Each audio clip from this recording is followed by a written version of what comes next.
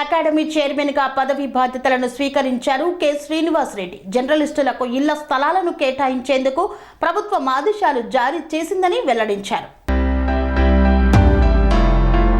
రాష్ట్ర ముఖ్యమంత్రి రేవంత్ రెడ్డికి జర్నలిస్టుల అవసరాలు, వారికి అందాల్సిన సంక్షేమం గురించి పూర్తిగా అవగాహన ఉందని Telangana media academy chairman K Srinivas Reddy అన్నారు.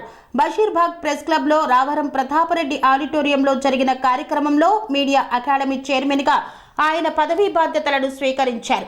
ఈ సందర్భంగా ఆయన మాట్లాడుతూ తనను చైర్మన్ గా నియమించిన ముఖ్యమంత్రిని 2 రోజుల క్రితం కలిసి ధన్యవాదాలు తెలిపిన సందర్భంలో రాష్ట్ర జర్నలిస్టుల సమస్యల గురించి క్షుణ్ణంగా చర్చించినట్లు తెలిపారు. జర్నలిస్టులకు ఇవ్వవలసిన ఇళ్ల స్థలాల విషయంలో రాష్ట్రంలోని అన్ని జిల్లాల కలెక్టర్లకు ప్రభుత్వ స్థలాలను గుర్తించవలసిందిగా ప్రభుత్వం ఆదేశాలు ఇస్తుందని తెలిపారు. హైదరాబాద్లోని Jawaharlal Nehru journalist housing society సభ్యులు ఒక్కొక్కరు తమకు రావాల్సిన ఇళ్ల స్థలాల కోసం 17 సంవత్సరాల క్రితం 2 లక్షల రూపాయలు కట్టారని, వారికి ఇవ్వాల్సిన ఇంటి స్థలాలు వెంటనే ఇవ్వడానికి కృషి చేస్తానని అన్నారు. గత 17 సంవత్సరాలలో దాదాపు 60 మంది జర్నలిస్టులు ఇంటి స్థలాలు అందకుండానే చనిపోయారని గుర్తు చేశారు. అందరు ఎడిటర్లు, Rajendra Prasad resident editor of Hindu, మన రామ్మోహన్ రావు గారు, నండూరు రామ్మోహన్ రావు గారు, మన యూనియన్ రిప్రజెంటేటివ్ పూర్ణచంద్రరావు గారు, నేను ఉన్నాము. వారు చెప్పారు ఉర్దూ పత్రికల గురించి. కూర్చున్నాయి సమజ్న కొన్ని పత్రికలు వస్తున్నాయి, దీన్ని మనం చెక్ పెట్టకపోతే నష్టపోతాం అన్నాడు. ఉర్దూలో, తెలుగులో కూడా ఉంటాయి. ఉర్దూ మనం కమిటీలు వేయమన్నాడు. 3 కమిటీలు వేసి పత్రికలు పంచుకొని ప్రింట్ చేసే ప్రింటర్ దగ్గరికి వెళ్దాము అని చెప్పి కమిటీలు వేశారు. నేను కోరాను అబ్దుల్ ఖాన్ సాబ్ని, మీరు కూడా ఒక కమిటీ మైనారా, ఎందుకంటే వాళ్ళు ఇంకా మేము పోయాము. ఇన్ఫర్మేషన్ డిపార్ట్మెంట్ జాయింట్ డైరెక్టర్స్ 2 కమిటీలు వేసి నేను ఒక కమిటీకి పోయాను. చెత్త బజార్ అన్నిటికీ ఒకే ప్రెస్లో ఒకటే మ్యాటర్ ఒకటే ఉంటుంది, మాస్టర్ హెడ్ ఒక్కటే మారుతుంది. కొన్నిసార్లు అందుకని మనం కొద్దిగా నిష్పక్షపాతంగా కఠినంగా వ్యవహరించకపోతే అసలు జర్నలిజానికి, అసలు జర్నలిస్టులకి, ప్రొఫెషన్లో ఉన్న జర్నలిస్టులకి నష్టం జరుగుతుంది. ఇది కొద్దిగా కఠినంగా అందరినీ, అన్ని సంఘాలని, సీనియర్ వ్యక్తుల్ని అందరితో సంప్రదించి, నేను చెప్పాను నారాయణకు ఎక్కువ అవుతున్న 23,000 ఈ రాష్ట్రంలో ఉన్నాయంటే అక్కడ తగ్గదుగా పక్క రాష్ట్రం చూడండి, అక్కడ కూడా ఇంకా ఇది ఎట్లా సార్? ఈ మొత్తము ఆంధ్ర తెలంగాణ కలిపితే దేశంలో ఎక్కడలేదు, సగభాగంగా ఉంటాయి దేశం మొత్తం అప్లికేషన్స్ 30 కోట్లు. అందుకని దీంట్లో పనిచేసే వర్కింగ్ జర్నలిస్ట్ అందరికీ ఖచ్చితంగా ఇంటి స్థలం, హెల్త్ కార్డు అండ్ అక్రిడిటేషన్ అమ్ముకుంటున్నారన్న భావం చాలా మందికి వచ్చేసింది. మనల్ని కొద్దిగా నిష్పక్షపాతంగా అంతా మిత్రులు ఉన్నారు కాబట్టి అమ్ముకుంటున్నారు. మరి ఇది వస్తే అలాంటి వాళ్ళు జర్నలిజానికి వస్తే ఏమవుతుంది? దొంగలు బెదిరించి పోలీసు వాళ్ళు నకిలీ జర్నలిస్టులని పట్టుకుని మామూలు వసూలు చేసే పద్ధతి మన ప్రొఫెషన్కి మంచిది కాదని విజ్ఞప్తి చేస్తూ అందరితో సంప్రదించి అందరికీ బెనిఫిట్స్ వచ్చేలాగా, ఆ బెనిఫిట్స్ కూడా హెల్త్కి సంబంధించి, ఇంటికి సంబంధించి, ఎక్విటేషన్కి సంబంధించి మనము పోరాడి తెచ్చుకుందాము. ముఖ్యమంత్రి గారు సిద్ధంగా ఉన్నారు. నా మిత్రుడు రోజు కలుస్తాడు కాబట్టి ఆయన చెవులో జోరీలాగా ఈ సమస్యలన్నింటినీ అర్థం చేశాడు కాబట్టి మనకు మంచి పరిష్కారం దొరుకుతుందని, లభిస్తుందని ఆశిస్తూ మరోసారి మీ అందరికీ వేదిక మీద చెప్పగానే వచ్చిన ఇట్లు కొంతమంది తిడతారు, కొంతమంది శాపనార్థాలు పెడతారు అనే భావం ఉంటుంది. గత ప్రభుత్వం ఏం చేయలేదని చెప్పే నిరసనలు ఉన్నాయి. అయినా వచ్చిన అల్లనారాయణ గారికి, సమయం తీసుకున్న కమిషనర్ గారికి, మిత్రుడు సిపిఆర్ శ్రేయోభిలాషి జర్నలిస్టులు సయోధ్య, అయోధ్య పోయి సయోధ్య అమరుకు డ్యూటీ కాబట్టి ఖచ్చితంగా వచ్చినందుకు అడగగానే వచ్చిన ఎడిటర్ ఆమర్ అలీ ఖాన్ గారికి, మిగతా అందరికీ పేరు పేరున ధన్యవాదాలు తెలియజేస్తూ థ్యాంక్ యూ సార్. గా కొండబెల్లపల్లి ఎంపీపీగా పనిచేస్తుంది మండల అధ్యక్షురాలుగా కాంగ్రెస్ పార్టీ తరఫున. నా కోడలు దీప్తి, నా మరదలు కరుణ, మనమరాలు నా బిడ్డ కూతురు సంజన, గుణమ్మ అంటారు, పేరు రావటంలే. మనమడు ఎటు పోయాడు? కొడుకు ఓహో హీరో. నా కుమారుడు, నా అల్లుడు శ్రీధర్, కార్తీక్, అందరికీ మనసారా కృతజ్ఞతలు తెలియజేస్తున్నాను.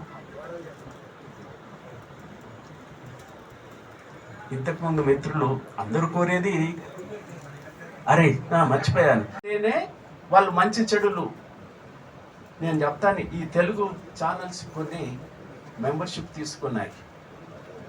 ప్రెస్ కౌన్సిల్ ఆఫ్ ఇండియా టైపులోనే స్వతహాగా నిర్ణయించుకోవటానికి. ఒక్కసారి తప్పు అని తేలితే 3 లక్షలు ఫైన్ వేశారు ఒక ఛానల్.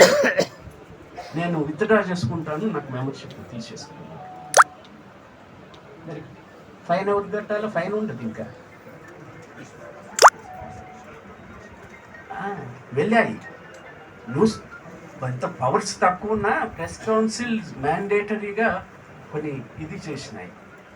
ఇక్కడైతే నేను సభ్యుని కాదంటే నీకు పనిష్మెంట్ లేదు. మెజారిటీ ఛానళ్ళు, తెలుగు ఛానళ్ళు ఈ అసోసియేషన్లో మెంబర్లు కావు. గవర్నమెంట్కు కన్వీనియంట్గా, పాలకులకు కన్వీనియంట్గా ఉంటుంది కాబట్టి దానికి ప్రెస్ కౌన్సిల్నే మీడియా కౌన్సిల్ చేయమంటే 10-20 ఏళ్ళ నుంచి 15 ఏళ్ళ నుంచి అడుగుతున్నా చేయటం లేదు. మళ్ళీ వాళ్ళే చెప్తారు, చూసావా టెలివిజన్ ఛానల్ ఇష్టం వచ్చినట్టు రాస్తున్నాయి, ఇష్టం వచ్చినట్టు చెప్తున్నారు, చూసారా సోషల్ మీడియా ఇట్లా చేస్తుంది. అందుకని ఇది కొద్దిగా మన ప్రొఫెషన్, ఈ సంక్షేమానికి ఎంతకైనా పోరాడతాం, ఖచ్చితంగా సాధించుకున్నాం. కానీ ఈ ప్రొఫెషన్ వైపు కూడా మళ్ళాలని చెప్పి విజ్ఞప్తి చేస్తూ మీ అందరికీ మరోసారి పేరు పేరున కృతజ్ఞతలు తెలియజేస్తూ, థర్డ్ జనరేషన్ ఫస్ట్ 10 ఏళ్ల పాటు అక్రిడిటేషన్ కమిటీ కాన్స్టిట్యూషన్ కాకపోతే వెంగళరావు పీరియడ్లోనే కమిటీని ఏర్పాటు చేయండి అని చెబితే ఫస్ట్ స్టేట్ లెవెల్ ప్రెస్ గృహ నిర్మాణానికి సంబంధించి కాసు బ్రహ్మానందరెడ్డి గారు road number Banjara Hills road number 3లో ఇచ్చింది మొదటి కాలనీ. అది లెస్ దెన్ 2 acres, అంతకన్నా మించి లేరు ఇవ్వటానికి కూడా, అడగటానికి కూడా గవర్నమెంట్ దగ్గర జర్నలిస్టులు లేరు అన్నాడు. పబ్లికేషన్ సెంటర్స్ విజయవాడ, అన్ని పత్రికలు, ఒక క్రానికల్ ఇక్కడ ఉండేది, భూమి ఉండేది తప్ప ఎవరు లేరు. ఆ తర్వాత మేము ఉద్యమంలో ఈ జర్నలిస్ట్ యూనియన్లో బాధ్యతలు తీసుకొని అప్పటికే 10 ఏళ్ళు వచ్చేసింది. జర్నలిస్టులు విస్తరించారు, వచ్చేసేసారు. చెన్నారెడ్డి గారు ఇక్కడే ప్రతి చీఫ్ మినిస్టర్ ఎన్నిక కాగానే ఇక్కడ మీట్ ది ప్రెస్కి వచ్చేవారు. అట్లాగా వచ్చినప్పుడు చెన్నారెడ్డి గారికి, అయ్యా మాకు 10-12 ఏళ్ళ నుంచి ఇల్లు లేవు ఇక్కడ, వెంగళరావు గారు ప్రయత్నం చేశారు కానీ కుదరలేదు, అక్కడెక్కడో ఇప్పుడున్న ఏమంటాం దాన్ని అమర్ దిల్షుత్ నగర్ కన్నా పైన వనస్థలిపురం కింద, ఇప్పుడు ఎల్బీ నగర్కి లెఫ్ట్ సైడ్ మన్సూరాబాద్ ఏరియాలో ముఖ్యమంత్రి వచ్చారు పొద్దునే, అందరం కలిసి వెళ్ళాము, చూసాము. అది డీడీకి టెలివిజన్ ఛానల్కి కూడా ఇక్కడే ఇస్తాము అని చెప్పి తీసుకుపోయి చూపిస్తే, అప్పుడు లేదు రామంతపూర్ కాదు, చింతల్కుంట ఆ ఏరియాలో చూపిస్తే, అయ్యో ఇదా మాకొద్దు అని చెప్పి వచ్చేసేసాం. ఆ తర్వాత వీరు వచ్చిన తర్వాత ఇక్కడే కూర్చుంటే నేనే సెక్రటరీగా చెన్నారెడ్డి గారికి మొదటిసారి ఎన్నికైనప్పుడు, అయ్యా మాకు లేవు, ఇల్లు స్థలాలు లేవు, ఇల్లు లేవు అంటే నేను ఇస్తాను అన్నాడు. అని 5 ఎకరాలు అనగానే కింద నుంచి 10 ఎకరాలు నిర్వహించాల్సిందిగా అకాడమీ సెక్రటరీ వెంకటేశ్వర్ గారిని కోరుతున్నాను. ఆంధ్రప్రదేశ్ ప్రభుత్వం తరఫున కూడా శ్రీనివాస్ రెడ్డి గారికి, మా ముఖ్యమంత్రి జగన్మోహన్ రెడ్డి గారి తరఫున కూడా శ్రీనివాస్ రెడ్డి గారికి అభినందనలు తెలుపుతూ ఉన్నాను. మొత్తము 1500 ఈఎండి అడిగాము, అందరు కట్టారు. 2 డీలక్స్ బస్సులు అప్పుడే వచ్చినాయి. టిఫిన్లు పెట్టేసుకొని జూబ్లీ హిల్స్కి వెళ్ళాం చూపించడానికి. బ్రేక్ఫాస్ట్ తిన్నారు అక్కడ. దింపగానే హాల్లోకి వచ్చేసి తలకాయ దర్చించుకొని మేము విత్డ్రా చేసుకుంటున్నాం అన్నారు. 1500 మాకు వాపస్ ఇవ్వమని. జూబ్లీ హిల్స్ ఏంది, కొండలేంది, మేము ఉండటం ఏంది అని చెప్పి నేను 6 సంవత్సరాలు 2 టర్ములు సెక్రటరీగా హౌసింగ్ సొసైటీకి చేసినప్పుడు బయటికి వచ్చేసరికి 24 ప్లాట్లు ఖాళీగానే ఉన్నాయి. అది నింపటానికి తెలుగు జర్నలిస్టులకి హైదరాబాద్ అడిగాం, పక్కనున్న విజయవాడ అడిగాం, సార్ ఇంకా కావాలా. అక్కడి నుంచి ఢిల్లీ రాజధానిలో తెలుగు వాళ్ళు ఉన్నారని, అక్కడి నుంచి మద్రాసుకు వెళ్ళాం తెలుగు వాళ్ళు ఉన్నారని, అక్కడి నుంచి బొంబేకి వెళ్ళాం, అక్కడ 2 అక్కడ అయినా 24 ప్లాట్లు వదిలేసి ఇగో యాదగిరి కూడా ఉన్నాడు. రెడ్డి గారు ఉండాలనేది యూనియన్ డిమాండ్గా పెట్టినాం. అప్పుడు సూర్యాపేటలో జరిగిన ఆంధ్రప్రదేశ్ వర్కింగ్ జర్నలిస్టుల యూనియన్ స్టేట్ కౌన్సిల్ సమావేశాల్లో చంద్రబాబు నాయుడు గారు అకాడమీ ఏర్పాటును, అకాడమీకి వ్యవస్థాపక అధ్యక్షుడిగా శ్రీనివాస్ రెడ్డి గారి నియామకాన్ని కూడా అక్కడ మా మహాసభలో ప్రకటింపజేసినారు. అట్లాగే అదే సభలో రాష్ట్రంలో మండల స్థాయిలో జర్నలిస్టులకు అక్రిడిటేషన్లు అనేది కూడా అప్పుడే మొదలైంది మొదటిసారి. ఇట్లా కొన్ని డిమాండ్లతో పాటు ప్రెస్ అకాడమీ ఏర్పాటు తొలి అధ్యక్షులు వారు, తొలి చైర్మన్ వారు, ఫౌండర్ చైర్మన్. కాబట్టి ఇవాళ ప్రెస్ అకాడమీ మీడియా అకాడమీ అనే పేరు మార్చుకున్న ప్రెస్ అకాడమీ ఆయనకి ఏం కొత్త కాదు. వారి తర్వాత పొత్తూరు వెంకటేశ్వరరావు గారు, తర్వాత ఐ వెంకట్రావు గారు, నేను 4వ చైర్మన్గా వచ్చినాను. అంటే యూనియన్ యాక్టివిస్టులంగా ఉండి మీడియా అకాడమీ చైర్మన్లు అయింది.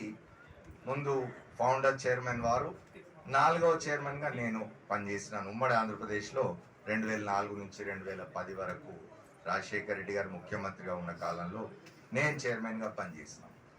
దీని ప్రధానమైన ఉద్దేశం ప్రెస్ అకాడమీ తర్వాత కాలంలో ప్రెస్ అకాడమీ యొక్క ఏమంటారు వాటి ఇన్ఫర్మేషన్ డిపార్ట్మెంట్ హనుమంతరావు గారికి,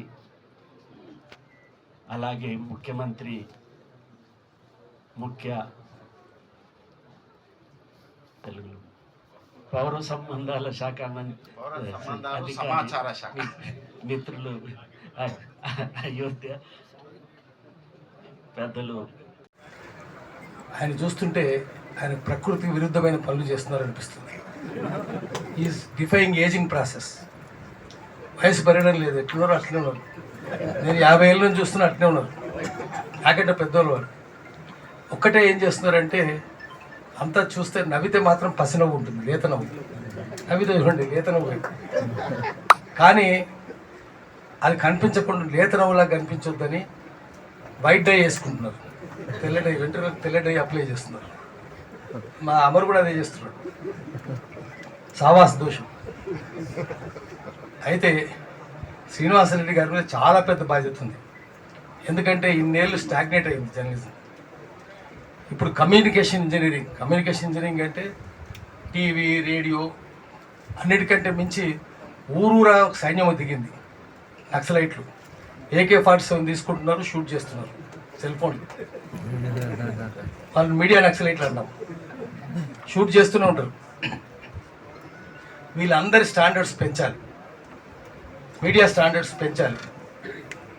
ఎందుకంటే అది పూర్వం కూడా అట్లే ఉన్నాయి, ఇప్పుడే కాదు. శ్రీశ్రీ కూడా చెప్పినాడు, పెట్టుబడికి కట్టు కతుకు పుట్టిన విష పుత్రికలు ఆంధ్ర దిన పత్రికలు అన్నాడు. పత్రికలు గోరంతలు చేస్తాయి, పత్రికలు గోరంతలు కొండంతలు చేస్తాయి, కొండలు గోల్కొండలు దాచేస్తాయి అన్నాడు. చలపతిరావు గారు కూడా ఏం చెప్పినారు, freedom of press is freedom of owner of printing machines. ఇప్పుడు సెల్ ఫోన్లు ఎవరి చేతిలో ఉంటే వాళ్ళది. పత్రిక ముఖ్యమంత్రి గారి దగ్గర 4 డిన్నర్ లంచ్లు చేసినాం. ఇదే అమరు శ్రీనివాసరెడ్డి గారు కొంత పొలవమరి వైపు భూములు చూసి వచ్చినాం.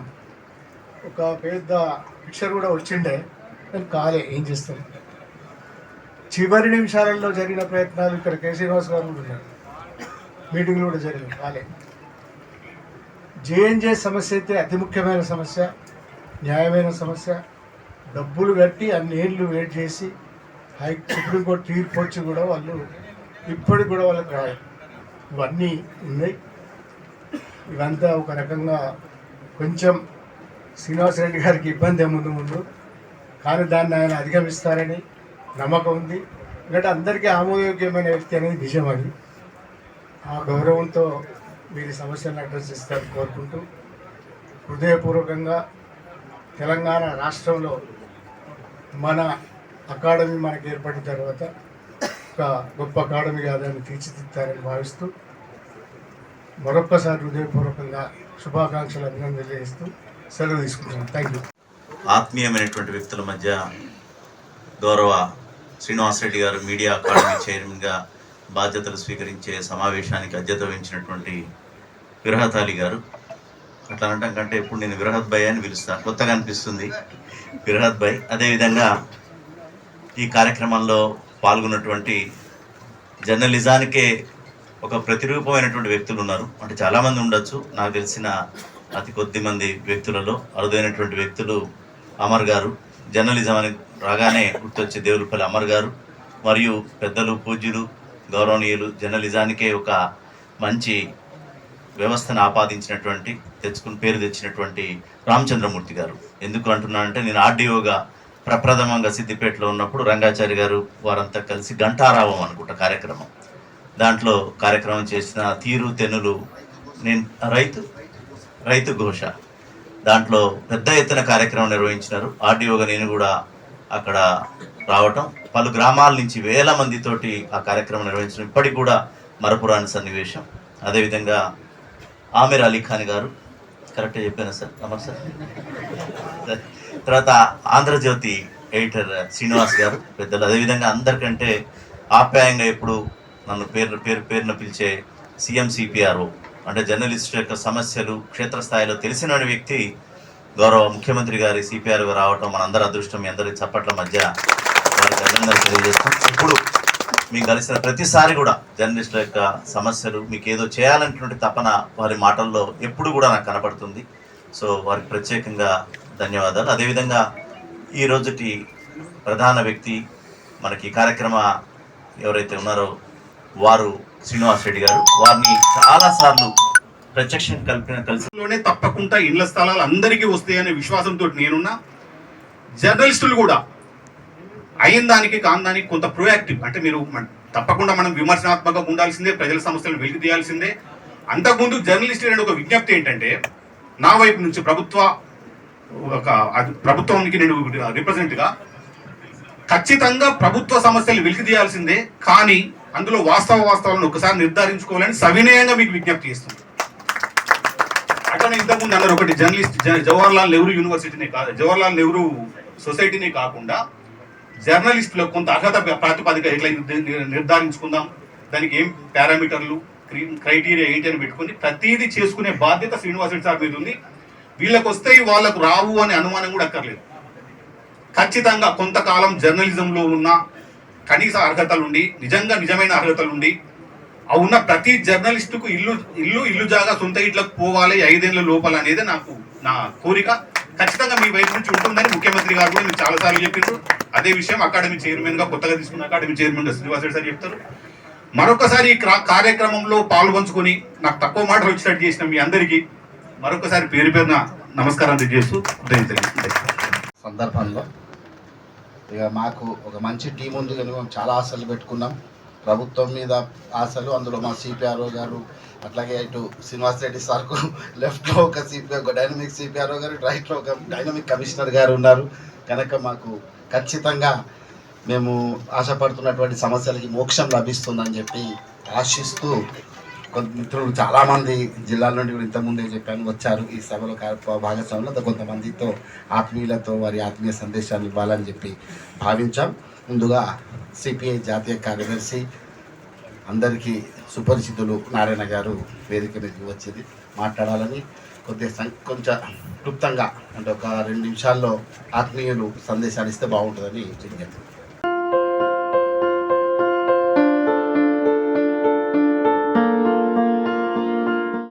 సంస్కృతి సంప్రదాయం ప్రేమ ఆప్యాయత రాజసం ఉట్టిపడే వేడుకలకు అనువైన ప్రదేశం ఎంఎల్ఎన్ కన్వెన్షన్ హాల్.